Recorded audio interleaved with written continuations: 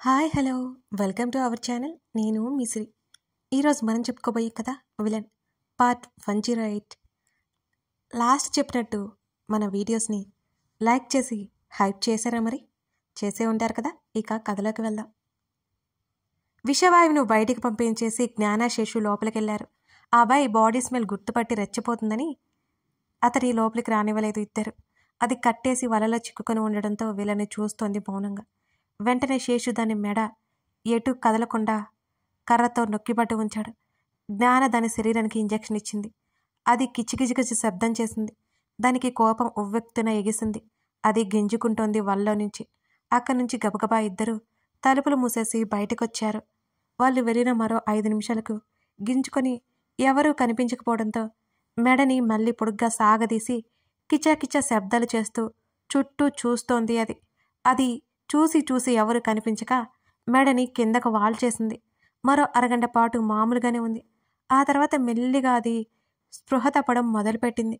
జ్ఞాన దాని గురించి ఏదో కొత్త విషయం తెలుసుకున్నట్టు చూసింది దాన్ని. అది స్పృహ కోల్పోవడం తెలుస్తూనే ఉంది జ్ఞానకి. ఆ తర్వాత శేషుతో పాటు గదిలోకి వెళ్ళింది జ్ఞాన. మళ్ళీ కొంచెం బ్లడ్ శాంపిల్స్ కలెక్ట్ చేసుకుంది. ఇంకా దాని హెయిర్ వాటితో పాటు కొన్ని ఫొటోస్ తీసుకుంది జ్ఞాన. దాన్ని కనకనం పరీక్షించింది. ఆ గదిలో నుంచి బయటకు వచ్చేశారు. ఆ రోజంతా అభయ్ జ్ఞాన గోడౌన్లోనే ఉన్నారు. దాదాపు 2 గంటలకు అది మేల్కొంది. జ్ఞాన గట్టిగా ఊపిరి తీసుకుని ఆ రోజు అన్నిటినీ చంపేసిన స్ప్రే లాంటి రసాయనాన్ని ఆ గదిలోకి స్ప్రెడ్ చేసింది. ఆ తర్వాత అది చనిపోయింది. అది చనిపోయిందని నిర్ధారించుకున్న తర్వాత కాల్చివేసి దాన్ని బూడిదని లోపల పూడ్చి పడేశారు.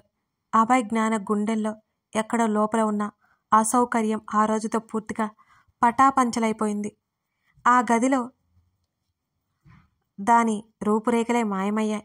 ఇద్దరిలో తెలియని నిశ్చింత కలిగింది. ఇన్నాళ్ళు ఆ క్రీచ్ని ఉంచిన ప్రదేశంలో ఏ ఆనవాళ్ళు లేకుండా అది మొత్తం క్లీన్ చేయమని, క్లీన్ చేసిన తర్వాత చెక్ చేశాక ఇద్దరు ఇంటికి బయలుదేరారు. అప్పటికే రాత్రి అయిపోయింది. రక్షిత్ వాళ్ళ కోసం ఎదురు చూస్తూ హాల్లోనే కూర్చున్నారు. జ్ఞాన అభయ్ ఫ్రెష్ అయి వచ్చి డిన్నర్ పూర్తి చేసిన తర్వాత రక్షిత్తో పాటు ఇద్దరు తను కూడా గదిలో కూర్చున్నారు. స్వేచ్ఛ పడుకుందా? జ్ఞాన అడిగింది. అవునన్నట్టు తల ఊపాడు రక్షిత్. ఆ రోజు జరిగిందంతా రక్షిత్తో చెప్పారు. సాధించారన్నమాట. రక్షిత్ చిరునవ్వుతో చూశాడు. అదంతా ఓకే అన్నయ్య, కానీ విశ్వనాథ్ బుర్రని మనం తక్కువ అంచనా వేయలేం. ఇలాంటివి 100 కాదు 1000 అయినా అతను క్రియేట్ చేయగలడు. విశ్వనాథ్ని ఏం చేయాలో పాలు పోవట్లేదు అని అంది జ్ఞాన. అదేంటి జ్ఞాన, ఆ జంతువు వల్లనే విశ్వనాథ్ చనిపోతాడు అన్నావు. అతను క్రియేట్ చేసే దానివల్ల అతడికే ప్రాబ్లం అన్నావు అని అన్నాడు రక్షిత్. అవునన్నయ్య, నేను కూడా అలాగే అనుకున్నాను. కానీ దాన్ని ఎక్కువ రోజులు బ్రతకనిస్తే ఏం ప్రమాదం ముంచుకొస్తుందో అని భయం. దాన్ని చంపడానికి రీజన్ ఏంటంటే రోజు రోజుకి బాగా పెద్దదవుతుంది అని అంది జ్ఞాన. అప్పటి వరకు ఆ విషయం అభయ్కి కూడా తెలియలేదు. జ్ఞాన తెలివితేటలకు అతను మెచ్చుకోకుండా ఉండలేకపోయాడు. ఆమెను మైమరుపుగా చూశాడు అభయ్ ఆమె వంక. మరి ఏం చేద్దాం జ్ఞాన, అలాగే వదిలేస్తావా అని అడిగాడు రక్షిత్. నాకు తెలిసి విశ్వనాథ్ స్టెప్ ఏంటో చూడాలేమో. 2 చేతులు వెనక్కి పెట్టి బెడ్ మీద వాలినట్టు కూర్చున్నాడు అభయ్. ఇద్దరు తన వైపు చూడగా ఏంటలా చూస్తున్నారు? నా ఐడియా నచ్చకపోతే వదిలేయండి, అంతేగాని అలా చూపులతో ఇబ్బంది పెట్టకండి అని అన్నాడు అభయ్ అన్నా చెల్లెల్ని చూస్తూ. అదేం లేదు, నువ్వు సరిగ్గానే చెప్పవని నాకు అనిపిస్తోంది అని అంది జ్ఞాన. అమ్మయ్య, ఇన్నాళ్ళకైనా నా మాటలు సరిగ్గానే అనిపించాయి తమరికి. అభయ్ గుండెల మీద చేయి వేసుకుని చెప్తున్నాడు. రక్షిత్ పెదవులపై నవ్వు మెరిసింది. జ్ఞాన కోపం అంతా కళ్ళల్లో రంగలించి అతని వైపు చూసింది.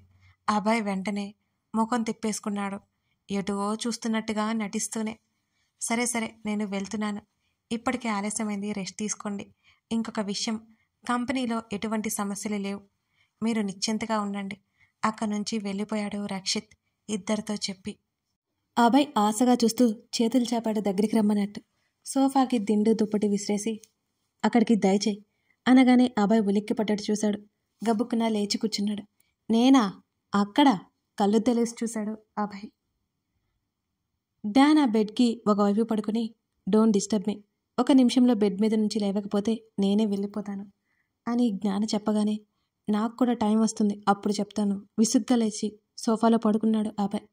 జ్ఞాన కళ్ళెత్తి చూసింది. కళ్ళ మీద చేతులు పెట్టి మరొక చెయ్యి ఛాతీ మీద వేసుకుని పడుకొని కనిపించాడు. జ్ఞానకి అదోలా అనిపించింది. ఎందుకు తన ప్రతి మాట అంత విలువిస్తాడు? ఆమె ఇంకా అక్కడ ఉండలేకపోయింది. గబుక్కున బెడ్ దిగి సోఫా దగ్గరికి వెళ్ళింది జ్ఞాన. అభయ్ పక్కన ఇరుక్కుని పడుకుంది ఆమె. వెంటనే ఆమె రాకను గమనించి ఆమె తన మీదకి చేరబోయినా అతను పట్టించుకోలేదు. జ్ఞాన పూర్తిగా అతని మీదకి చేరిపోయి పడుకుంది. అతని కళ్ళకున్న చేతిని పక్కకు తీసివేసింది జ్ఞాన. అభయ్ కళ్ళు ఎత్తి చూశాడు ఆమె వంక. అడిగావా? జ్ఞాన అడిగింది ముద్దుగా ముఖం పెట్టి. తమరేం చేసినా ఇప్పుడు టెంప్ట్ అయ్యే ఛాన్స్ లేదు, మర్యాదగా వెళ్ళిపోండి.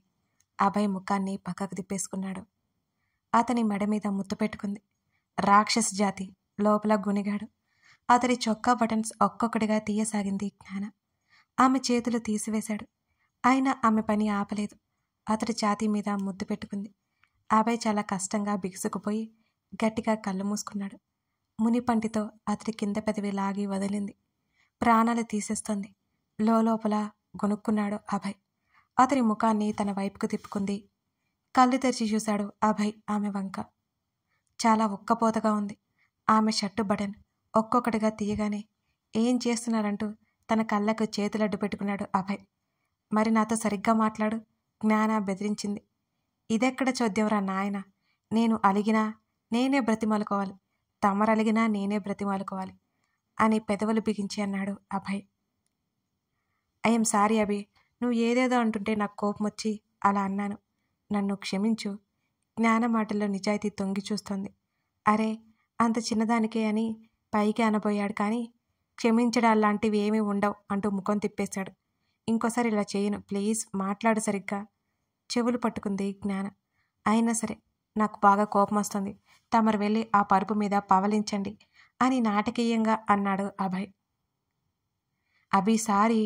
ఆమె గొంతులో బాధ స్పష్టంగా అర్థమై, అరెరే నేనేదో సరదాగా అన్నాను, ఎందుకు అలా అయిపోతున్నారు అని అంటూ ఆమె చెంప మీద చేయి వేసి అడిగాడు.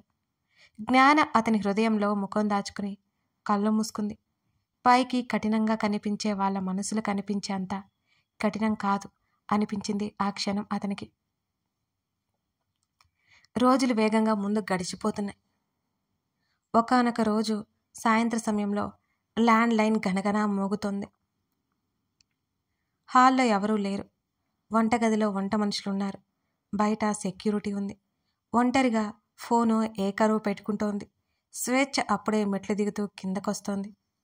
అరే ఫోను మోగుతుంటే ఎవరూ లిఫ్ట్ చేయరేంటి అనుకుని ఫోన్ దగ్గరికి వచ్చి రిసీవర్ ఎత్తి చెవి దగ్గర పెట్టుకుంది ఆమె. హలో, గంభీరమైన గొంతు వినిపించింది. ఎవరు? స్వేచ్ఛ మెల్లిగా అడిగింది.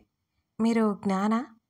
అవతల వాళ్ళు అడగగానే ఎవరు తెలిసిన వాళ్ళై ఉంటారు అని ఆమె అనుకుని, కాదు జ్ఞాన లేదు, నేను తనకి వదిన, ఇంతకీ మీరెవరు అని స్వేచ్ఛ అవతల వారిని అడిగింది. అవతల నుంచి ఒక భయంకరమైన నవ్వు వినిపించి స్వేచ్ఛ ఉలిక్కిపడింది. ఎవరు ఎవరు స్వేచ్ఛ కంగారుగా పిలిచింది. నా పేరు విశ్వనాథ్ కౌల్.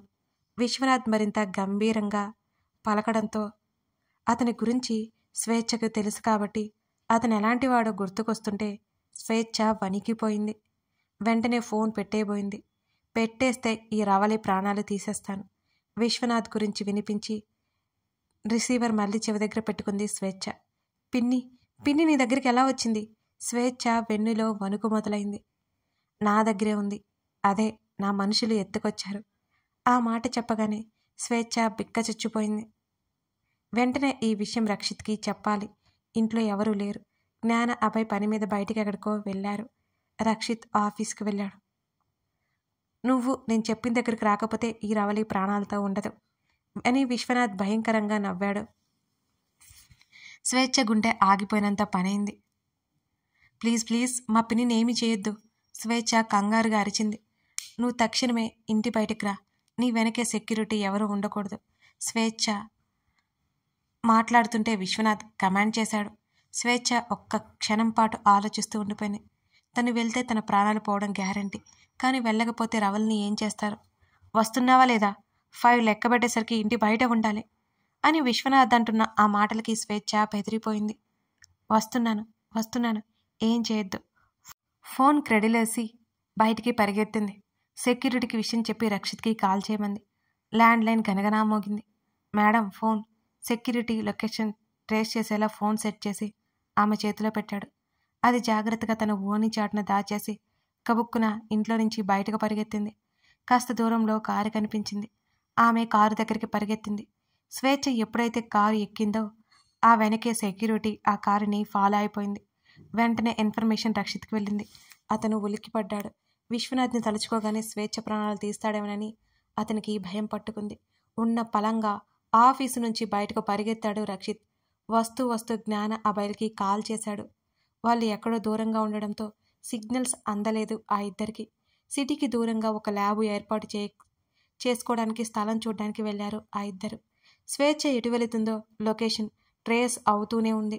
స్వేచ్ఛకు సరిగ్గానే ఆలోచించినా సరే అది ఏమాత్రం సమర్థించలేకపోయాడు రక్షిత్. ఆమె చేసిన పని అతనికి నచ్చలేదు. అతడి గుండె గట్టిగా కొట్టుకోసాగింది. జీవితంలో ఎప్పుడూ ఎరగని భయం అతడి క్షణం అనుభవిస్తున్నాడు. ఆ లొకేషన్కి చేరుకోగానే ఫోన్ కింద పడి కనిపించింది. ఒక్క క్షణం గుండె ఆగిపోయినట్టు అనిపించింది రక్షిత్కి. అతడు నిశ్చేష్టుడైపోయాడు. తల పట్టుకుని అక్కడే రోడ్డు మీద కూలబడ్డాడు. స్వేచ్ఛ ఆమెతో బంధం ఎంతో విలువైనది, ఎంతో ప్రాణమైనది. ఆమె లేని అతడు జీవితం ఏమాత్రం ఊహించుకోలేడు. అప్పటికే స్వేచ్ఛ కోసం చాలా వెతుకుతూనే ఉన్నారు. రాత్రి 8 గంటలప్పుడు జ్ఞాన కాల్ చేసింది. అన్నయ్య కాల్ చేసావేంటి? మాకు సిగ్నల్ లేక కాల్ కనెక్ట్ అవ్వలేదు. ఇప్పుడే ఇంటికి వస్తున్నాము అని అంది జ్ఞాన. జ్ఞాన రక్షిత్ గొంతు నూతిలో నుంచి వచ్చినట్లయింది. అన్నయ్య వాట్ హ్యాపెన్? జ్ఞాన కంఠంలో ఉన్నట్టుండి గంభీరత చోటు చేసుకుంది. డ్రైవ్ చేస్తూ తల తిప్పి చూశాడు అభయ్. మారిన ఆమె గొంతు గమనించాడతను. రక్షిత్ జరిగింది చెప్పగానే వాట్? జ్ఞాన గట్టిగా అరిచింది. ఆమె ఒక్కసారిగా చెకుతురాలైపోయినట్టయింది అతని మాటలు విన్నాక. సరే, తాతయ్యకు తెలిసిన ఒక అతనున్నాడు డిపార్ట్మెంట్లో. నీకు అడ్రస్ షేర్ చేస్తాను, అక్కడికి వచ్చేయి అని చెప్పింది జ్ఞాన. అభి, నేను ఒక అడ్రస్ చెప్తాను, అక్కడికి పోనివ్వు అంది జ్ఞాన. జ్ఞాన ముఖంలోకి ఒక్కసారిగా రక్తం పొంగుకొచ్చినట్లు ఆమె ముఖం చాలా ఎర్రగా మారిపోయింది. ఏమైంది? ఆమె ఎందుకో కోపంగా కంగారుగా ఉందని అతనికి అర్థమై అడిగాడు. తర్వాత చెప్తాను, ముందు ఫాస్ట్గా తీసుకెళ్ళి అభి అని అంది జ్ఞాన తొందర పెడుతూ. స్వేచ్ఛ కిడ్నాప్ అయిన విషయం తెలిస్తే అభయ్ కంగారుపడి త్వరగా తీసుకెళ్లడేమోనని చెప్పలేదు జ్ఞాన. కారు ఎంతో వేగంగా గాలిని దూసుకుంటూ ముందుకెళ్ళిపోతోంది. అప్పటికే జ్ఞాన ఎవరికో ఫోన్ చేసి మాట్లాడుతోంది. కారు నెంబర్ చెప్పి దాని ఇంటి దగ్గర నుంచి సీసీ ఫోటేజ్ రెడీ చేయించమని చెప్తోంది. ఎవరో కిడ్నాప్ అయ్యారు, కానీ ఎవరు అయి ఉంటారు? అబ్బాయికి అర్థం కాలేదు. అతనికి స్వేచ్ఛ అనే ఆలోచన రాలేదు. జ్ఞాన కంగారుగా మాట్లాడుతోంది. వాళ్ళకి ఏమీ అవదు, కంగారు పడకండియ్యా. జ్ఞాన రక్షిత్కి ధైర్యం చూపుతోంది. ఏమైంది? అభయ్ గొంతు ఈసారి గంభీరంగా వచ్చింది. అతను అడుగుతూనే కారు ఆపాడు. కథ కొనసాగుతోంది. విశ్వనాథ్ తెలివిగా రవలని కిడ్నాప్ చేశాడు. ఆ తర్వాత స్వేచ్ఛ కూడా తెలివిగా ఆలోచించబోయి మరీ ఇరుక్కునిపోయింది. ఇప్పుడు వాళ్ళు ఎక్కడున్నారు? వీరిద్దరూ వాళ్ళని అడ్డు పెట్టుకుని విశ్వనాథ్ ఏం చేస్తాడు? ఇవన్నీ తెలియాలంటే తర్వాత భాగం చూడాల్సిందే. కథ నచ్చితే అది మీరు చూపించడంలోనే తెలుస్తుందండి. మీ లైక్స్, మీ కామెంట్స్ మీకు ఈ కథని ఎంత నచ్చాయో తెలియజేస్తాయి. మిస్ చేయకండి. హైప్ కూడా చేయండి. Thank you.